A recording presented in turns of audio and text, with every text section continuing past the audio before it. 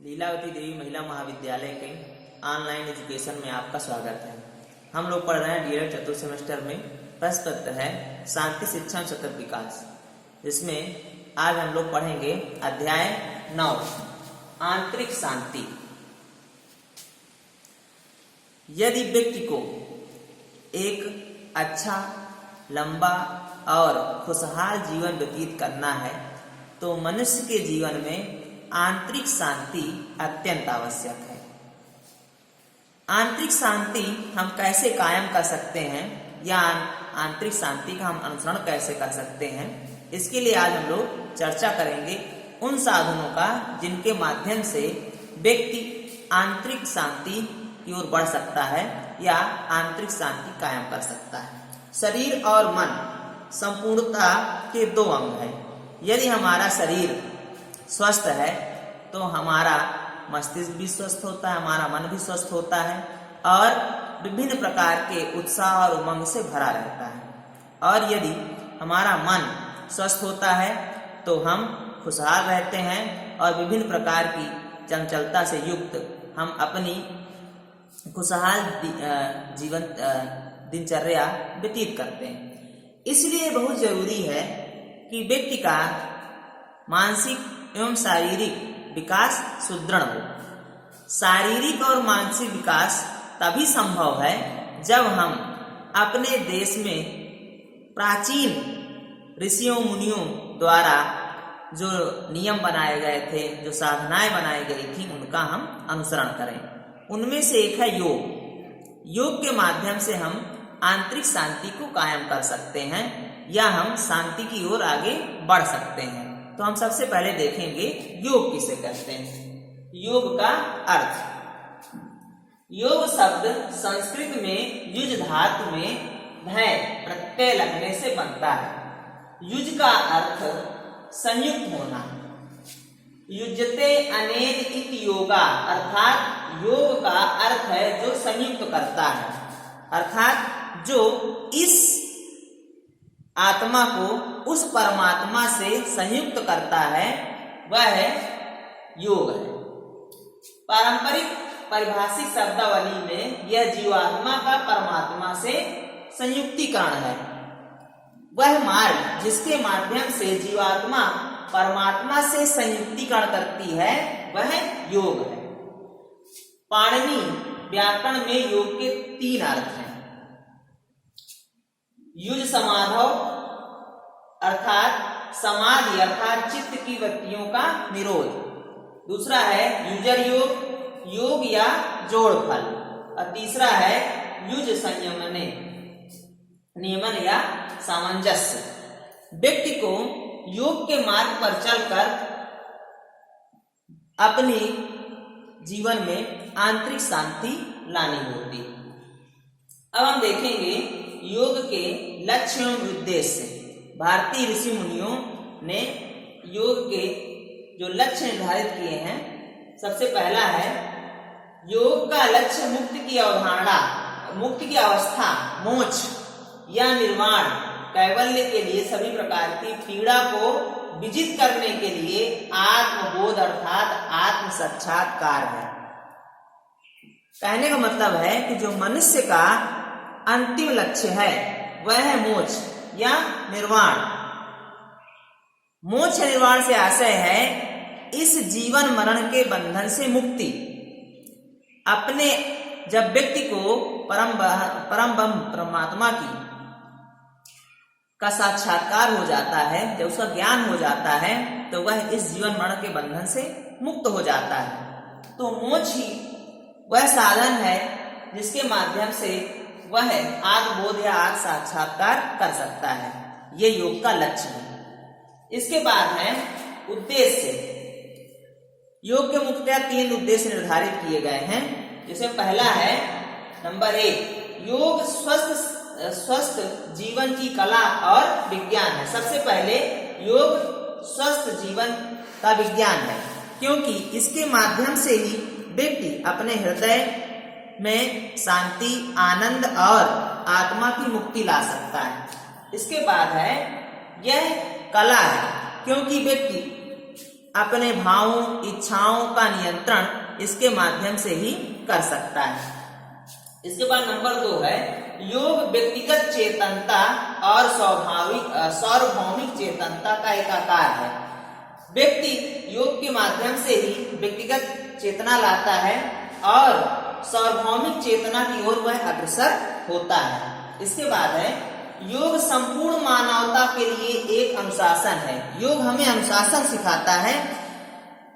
यह माना जाता है कि जो व्यक्ति अनुशासित रहता है वही सुखी होता है और वही कष्टों से मुक्ति पा सकता है। इसमें अपनी इंद्रियों को नियंत्रित करने पर बल दिया जाता है। अनुशासन का अर्थ यह है कि व्यक्ति द्वारा अपनी इंद्रियों को नियंत्रित किया जाना है। इसके बाद हम देखेंगे योग का संक्षिप्त इतिहास। हड़प्पा और मोहनजोदड़ो की खुदाई में शिव की अनेक मुद्राओं में मूर्तियां मिली हैं, जिसके अनुसार यह कहा जाता है कि योग के जो संस्थापक हैं वह भगवान शिव हैं। उन्हीं को हम आदि गुरु या आदि योगी कहते हैं। उनकी पहली शिष्या पार्वती थी। बाद में अनेक ऋषियों मुनियों ने उनका अनुसरण किया और विश्व की प्रथम पुस्तक ऋग्वेद में इसका उल्लेख किया गया है। इस परंपरा को आगे बढ़ाने के लिए महर्षि पतंजलि ने योग सूत्र का निर्माण किया, जिसमें अष्टांग योगों का उल्लेख किया गया है, जो है यम, नियम, आसन, प्राणायाम, प्रत्याहार, धारणा, ध्यान, समाधि। इसके बाद इस परंपरा को आगे बढ़ाने में मत्स्येंद्रनाथ और गोरखनाथ आदि लोगों का नाम भी उल्लेखनीय है, क्योंकि इन लोगों ने भी इस परंपरा को आगे बढ़ाने में अपना अहम योगदान दिया है। आज विभिन्न प्रकार से जो शिक्षाविद हैं और हमारे देश के ऐसे व्यक्ति जो इस क्षेत्र में लगे हुए हैं, वह इसको आगे बढ़ाने और संरक्षित करने में अहम भूमिका निभा रहे हैं। आज देश में नहीं बल्कि विश्व स्तर पर 21 जून को योग दिवस के रूप में मनाया जा रहा है। अब हम देखेंगे योग के प्रकार। योग के मुख्यतः 4 प्रकार माने गए हैं, जिसमें पहला है राजयोग। यह चेतना अर्थात चित्त में होने वाली चंचलता को प्रतिबंधित करने का कार्य करता है। इसके बाद है कर्मयोग। कर्मयोग निष्काम कर्म के लिए हमें प्रेरित करता है। जब व्यक्ति बिना किसी फल की इच्छा के कार्य करता है तो वह कर्मयोग के अंतर्गत आता है। यह हमें निष्काम कर्म करने के लिए प्रेरित करता है। इसके बाद है भक्ति योग। भक्ति योग भक्ति का मार्ग है। व्यक्ति जब इस अपने शरीर को इस शरीर जड़ रूपी शरीर को उस परमात्मा से मिलन का एक माध्यम बनाता है तो वह भक्ति के अंतर्गत आता है। व्यक्ति इस आत्मा को उस परमात्मा में लीन करने के लिए भक्ति मार्ग का अनुसरण करता है। इसके बाद है ज्ञान योग। ज्ञान योग में व्यक्ति अपनी अज्ञानता को दूर करने के लिए ज्ञान के मार्ग का अनुसरण करता है, क्योंकि जब व्यक्ति को ज्ञान होता है तभी वह अपने आप को अलौकिक शक्ति के समक्ष प्रस्तुत कर पाता है या वह उस अवस्था तक पहुंच पाता है जहां पर उसे मोक्ष की प्राप्ति होती है। इसके बाद हम देखेंगे अष्टांग योग। अष्टांग योग महर्षि पतंजलि के योग सूत्रों की एक अत्यंत देन उनका 8 अंगों से युक्त योग है, जो अष्टांग योग के रूप में जाना जाता है। यह अष्टांग योग यम, नियम, आसन, प्राणायाम, प्रत्याहार, धारणा, ध्यान और समाधि है। इसमें यम से मतलब है आत्म संयम की वह साधना जिसमें निषेध होते हैं, मतलब कुछ न कुछ निषेध करने पर बल दिया जाता है। दूसरा है नियम की आदेश जो विधि के सूचक है। तीसरा है आसन, शरीर की विभिन्न मुद्राएं आसन है। इसके बाद प्राणायाम, प्राण शक्ति का नियंत्रण, व्यक्ति जब प्राण शक्ति पर नियंत्रण करता है तो वह प्राणायाम कहलाता है। इसके बाद है प्रत्याहार, इंद्रियों का उनके विषयों से निग्रह, अर्थात हम इस प्रकार से इस प्रकार से अपने व्यवहार का नियंत्रण करें कि हम वस्तुओं से परे हो जाएं। इसके बाद है धारणा, मन का केंद्रीकरण धारणा है। इसके बाद ध्यान, ध्यान मतलब विकेंद्रीकरण, जब हम किसी वस्तु पर ध्यान लगाते हैं वह ध्यान कहलाता है। इसके बाद समाधि, चरम चैतन्य, मतलब जब व्यक्ति अपने आप को उस परम ब्रह्म परमात्मा में समाहित करने के लिए लीन होता है तो वह समाधि कहलाता है। अब यहाँ पर हम देखेंगे कि पहले 5 अंग एक ही शीर्षक बहिरंग योग के अंतर्गत आते हैं। अंतिम 3 अंगों का उल्लेख अंतरंग योग के रूप में हुआ है। अब हम देखेंगे बहिरंग योग। बहिरंग योग में पहले के जो 5 हैं, यम, नियम, आसन, प्राणायाम और प्रत्याहार आते हैं। तो सबसे पहले हम देखेंगे यम। यम में कुछ ऐसे नियमों का उल्लेख किया गया है जिनसे व्यक्ति को दूर रहना चाहिए, या उन नियमों का उल्लेख करते हैं जो व्यक्ति को यह सिखाते हैं कि उनको अपने जीवन में क्या करना चाहिए। तो सबसे पहले अहिंसा, व्यक्ति को हिंसक नहीं होना चाहिए, वह अहिंसावादी हो और अहिंसा के मार्ग पर चले। इसके बाद है दूसरा है सत्य, मनुष्य को सत्य का अनुसरण करना चाहिए, कैसी भी कठिन परिस्थितियां हो उसे सत्य का साथ नहीं छोड़ना चाहिए। इसके बाद है अस्तेय, चोरी व प्रलोभन आदि से दूर रहना अस्तेय। इसके बाद ब्रह्मचर्य, व्यक्ति को ब्रह्मचर्य का पालन करते हुए जीवन यापन करना चाहिए। इसके बाद है अपरिग्रह, मतलब आप किसी से भी आवश्यकता से अधिक वस्तु न लेना अपरिग्रह कहलाता है। इसके बाद दूसरा है नियम। नियम के अंतर्गत ऐसे नियमों का उल्लेख किया गया है जिसमें शिक्षा दी गई है कि व्यक्ति को किन नियमों के मार्ग पर चलकर आगे बढ़ना चाहिए। जिसमें सबसे पहले है शौच। शौच के अंतर्गत यह उल्लेख किया गया है कि व्यक्ति को काम, क्रोध, लोभ, मोह, मद, मत्सर से सदैव दूर रहना चाहिए, क्योंकि जब व्यक्ति इनसे ग्रसित हो जाता है तो वह निश्चय ही पतन की ओर अग्रसर हो जाता है। इसके बाद है संतोष। संतोष में उल्लेख किया गया है कि व्यक्ति को सदैव संतोषी होना चाहिए, मतलब वह अपनी इच्छाओं को नियंत्रित करने वाला होना चाहिए। इसके बाद तप, व्यक्ति को कठिन तप करना चाहिए, अर्थात अपनी इच्छाओं को नियंत्रित करना चाहिए।